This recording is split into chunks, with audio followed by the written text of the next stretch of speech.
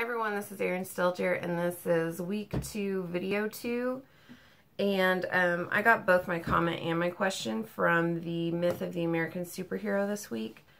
On pages 22 through 35, we talked about the myth of Eden and the American imagination and the intruding evil other. And so on page 23, we read, Charles L. Sanford's study, The Quest for Paradise, suggests that the Edenic myth has been the most powerful and comprehensive organizing force in American culture. And the first thing I thought when I read that was that like Gotham in Dark Knight Returns that we're reading now is maybe the opposite of the myth of Eden. And but also what I thought of, which may not make sense at first, was The Walking Dead, written by Robert Kirkman, and which most of y'all may be more familiar with the show The Walking Dead, but it's also a graphic novel series.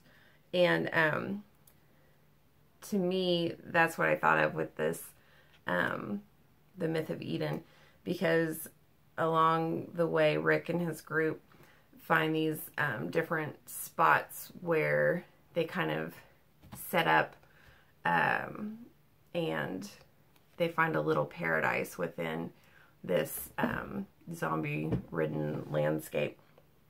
And going on into the book, it talks about the theme of threat to paradise is the second phase of monomythic drama, and that was on page 25. And as we know, like all the way through The Walking Dead, the narrative keeps moving when they meet another threat at one of their stops. And then on page 27, it talks about the threat becomes others. And so like in The Walking Dead, anyone that's not in Rick's group, whether that be the walkers or people, become others. And on page 27, it also talks about heroic violence was required to confront these foes.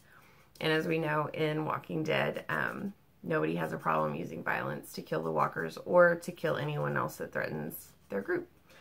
And also on page 30, it talks about the vigilante as protector. And Rick Grimes is a perfect example of that.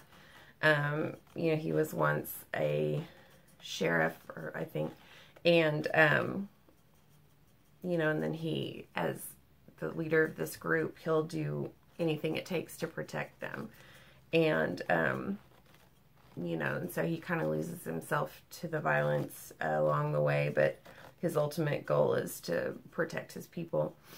And as to relate it back to the Dark Knight Returns that we're reading, you know, we know Batman is also a vigilante, and he's out there and he uses violence to protect the city of Gotham from the bad guys. So my question this week is also from the Myth of the American Superhero, and it's in that same section, but it's on page 28. We read about the D.W. Griffith, who created the movie The Birth of a Nation. And we read, The Birth of a Nation developed innovations specifically suited to express a dualistic conception of the world. Griffith skillfully blended close-ups, cross-cutting, iris shots, split-screen juxtapositions, and unusual camera positions to produce both realism and suspense in the conflict between stereotypical forces of good and evil. One might say that he invented mythic cueing.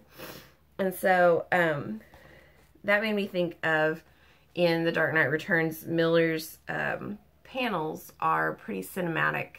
The way that they're paced and the way that he uses those. And so my question is, do y'all think that comic panels emulate film cues to shape and drive narrative within the comic? So I look forward to hearing your answers and watching all of your videos, and I hope everyone's having a good week. Thanks, bye.